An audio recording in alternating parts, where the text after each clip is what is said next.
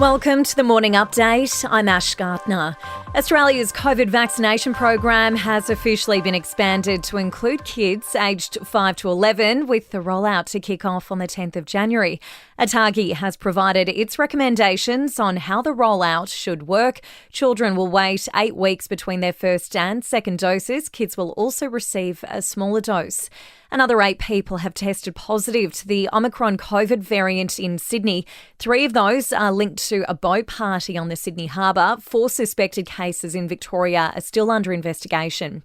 Much of eastern Australia is in store for wild weather today. A number of flood warnings are in place for large parts of Gippsland in the state's east. Showers and thunderstorms are expected to affect much of New South Wales.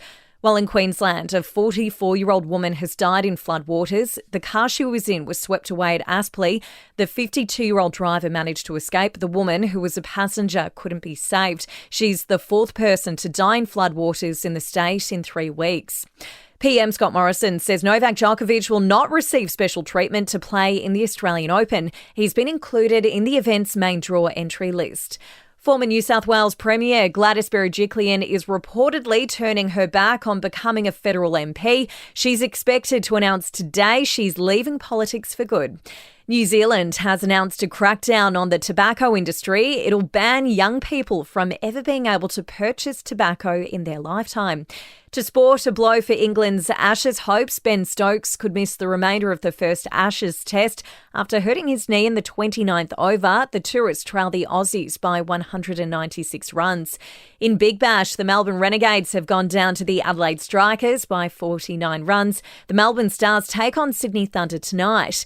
To NBL, Southeast Melbourne Phoenix take on the New Zealand Breakers tonight. Last night, the Adelaide 36ers took out a 3-point win over the Tasmania Jack Jumpers.